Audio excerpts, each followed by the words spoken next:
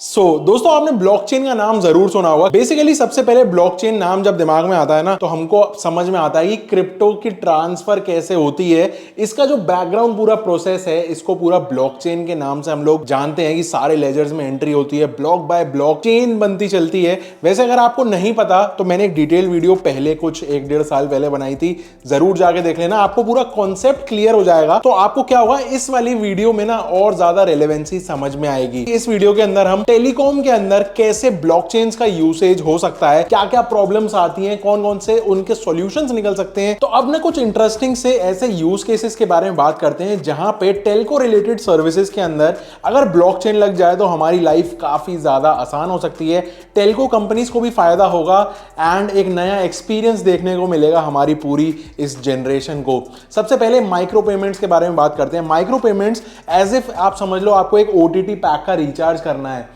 तो अभी हम करते हैं UPI, credit card, debit card या नेट बैंकिंग। लेकिन आप एक यूज केस इसको भी देख के चलो कि हम ये वाली पेमेंट वेब3 पे अपना नॉर्मल कंपनी के वॉलेट में ब्लॉकचेन से पेमेंट्स ट्रांसफर कर दें तो कितनी सारी चीजें इजी हो जाएंगी। पहली चीज, कंपनी को मिडिलमैन की कॉस्ट बचेगी, मतलब कि बीच में जैसे चाहे पेटीएम है, चाहे अमेजन पे है, चाहे कोई भी है, अपना फेयर शेयर थोड़ा सा ये लेते हैं, 1%, 1.5%, 2%, जो भी हो सकता है, वो कॉस्ट कंपनी को बचेगी। एंड जब कंपनी को ज्यादा फायदा होगा तो मे भी वो ज्यादा यूजर्स को ऑफर भी निकाल के दे। दूसरी चीज, हमारे लिए भले वो छोटा सा अमाउंट है, 500 रुपए, 600 रुपए, 1000, लेकिन कंपनी के पास उतना ही अमाउंट लाखों लोगों के साथ आ रहा है, तो कंपनी के पास ना एक बहुत मोटा अमाउंट पहुंच जाता है। तो अगेन मोटे अमाउंट को मैनेज करने के लिए भी ब्लॉकचेन एक काफी सक्सेसफुल सॉल्यूशन है। वैसे कभी आपको ऐसा लगा है कि यार ब्लॉकचेन की कोडिंग करनी आती होती ना तो ऐसा बिजनेस बना के खड़ा कर देता कि करोड़पति बन गया होता। कहने का मतलब यह है कि अगर आपके पास एक ऐसा बिजनेस आइडिया है जिसकी आप एक ब्लॉकचेन ऐप बनाना चाहते हो, लेकिन आपको ब्लॉकचेन कोडिंग की एंड एप्लीकेशन बनाने की नॉलेज नहीं है, तो टेंशन मत करो, मार्केट में आपके लिए एक बहुत बढ़िया सॉल्यूशन है। इस सॉल्यूशन का नाम है टेटम। बेसिकली ये गो टू टूल है, एक ऐसा प्लेटफॉर्म है जिससे आप अपने ब्लॉकचेन रिलेटेड आइडिया का एप्लीकेशन बना सकते हो,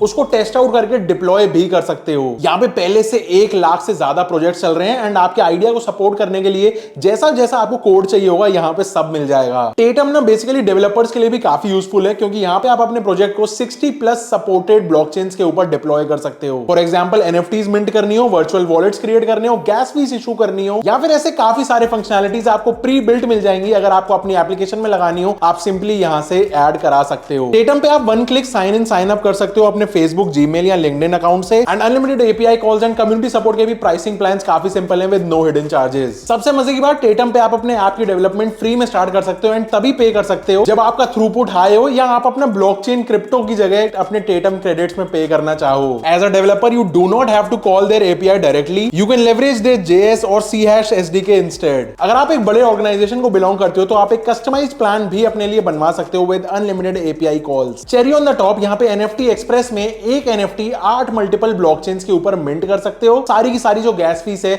वो आपके बिहाफ पे टेटम मैनेज कर लेगा from your paid plan. So I guess आपकी सारी प्रॉब्लम्स का एक सिंगल सॉल्यूशन निकल के आ जाता है टेटम। मैंने नीचे लिंक डिस्क्रिप्शन में दे दिया है, इनसे कांटेक्ट जरूर कर लेना अगर आपको अपनी एक ब्लॉकचेन ऐप बनानी हो तो। सो अब चलते हैं अपने अगले यूज केस की तरफ, जो कि है टेलीकॉम के अंदर ब्लॉकचेन में स्मार्ट कॉन्ट्रैक्ट्स। अब स्मार्ट कॉन्ट्रैक्ट्स ना बहुत सारी जगह पे यूज हो सकता है, जैसे कि बिलिंग में, पेमेंट्स में, इवन सप्लाई चेन मैनेजमेंट में। ब्लॉकचेन में बेसिकली इनके लेजर में छेड़छाड़ नहीं की जा सकती, जिस वजह से ये सबसे ज्यादा एफिशिएंट है किसी भी चीज को मैनेज करने के लिए। इवन सारा का सारा डेटा भी डाला जा सकता है, किस कंपनी के पास कितना रेवेन्यू जाना चाहिए रिचार्ज का, ये सब चीजें भी ऑटोमेट हो सकती हैं। ऑटोमेट होने से सारी चीजें फेयर तरीके से बनी रहेंगी एंड यूजर को एक बहुत अच्छा एक्सपीरियंस मिलेगा। अगले यूज केस की तरफ चलते हैं। तो एग्जिस्टिंग टाइम में जो भी ये लोग टेक यूज करते हैं ना, वो इतना ज्यादा कोलैबोरेटिव वे में यूज नहीं करते हैं। लेट्स से अभी हम अगर एक फाइबर कनेक्शन के लिए अप्लाई करते हैं तो पहला जो रिक्वेस्ट जाता है उसके बाद इनको 2 दिन लग जाते हैं एक फील्ड विजिट कराने के लिए, एंड उसके बाद अगेन जो इंस्टॉल करने आता है बंदा, उसको अगेन 1 से 2 दिन और लग जाते हैं। तो ये चीज अगर ब्लॉकचेन पे हर लोग एंट्री करना स्टार्ट कर दें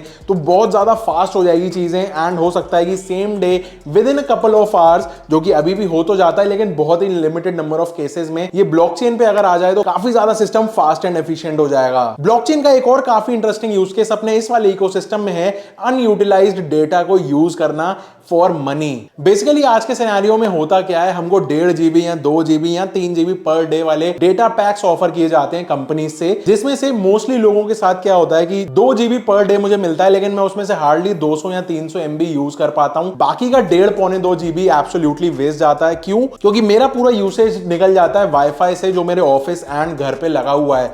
तो ऐसे में इस अनयूज्ड डेटा को अगर ब्लॉकचेन पे एक ओपन मार्केट टाइप का सीन बन जाए तो मैं अपना अनयूज्ड डेटा किसी भी एक ऐसे नीडी पर्सन को बेच सकता हूं जो अपना यूसेज एक्सीड कर चुका है एंड जिसको सस्ते में डेटा चाहिए। कंपनी अगर 20 रुपए पर जीबी पे डेटा दे रही है तो मैं उसको अपना डेटा 10 रुपए पर जीबी पे भी ऑफर कर सकता हूं। ऐसे में दोनों तरफ से विन विन सिचुएशन हो गई एंड कंपनी के पास भी ट्रैक रिकॉर्ड रहा कि भाई मैं तो यूज कर नहीं पा रहा हूं, लेकिन जिसको ज्यादा डेटा चाहिए उसको अच्छे ऑफर्स अपनी तरफ से नोटिफिकेशन भेज पाएगी। ये पूरा सीन ना मुझे कल ऐसे बैठे बैठे दिमाग में आया कि अगर ऐसा हो जाए तो कितना इंटरेस्टिंग होगा।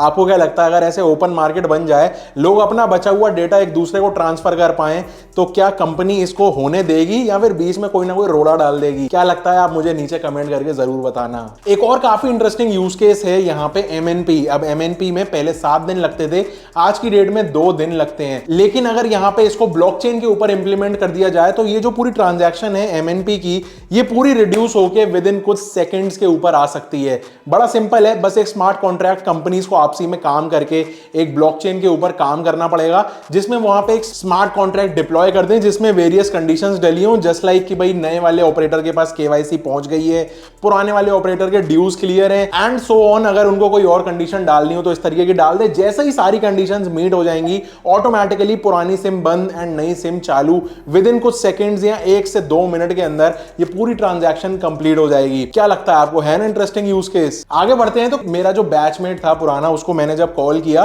तो उसका फोन किसी और ने उठाया। पता चला कि उसने अपना नंबर कब का बंद कर दिया एंड वो नंबर री इशू हो गया किसी और को। आपको शायद इस तरीके की सिचुएशन कभी ना कभी फेस करनी पड़ी हो। तो ऐसे केस के अंदर ब्लॉकचेन एक बहुत इफेक्टिव सॉल्यूशन हो सकता है, क्योंकि वहां पे एग्जैक्टली यही काम होता है। सारे के सारे ट्रांजैक्शंस का रिकॉर्ड रहता है जिसमें कोई भी छेड़छाड़ नहीं कर सकता। बेसिकली जब एक यूजर का नाम, आईडी उसकी जब है डिटैच हो रही है किसी नंबर से एंड किसी दूसरे यूजर की आईडी उसके साथ अटैच हो रही है, तो चाहे कंपनी हो चाहे यूजर हो, कोई भी उस लेजर को देख के बता सकता है कि आज ये वाला नंबर इस नाम से इशूड है एंड ये बंदा उसको चला रहा है। नेक्स्ट यूज केस और भी ज्यादा इंटरेस्टिंग है।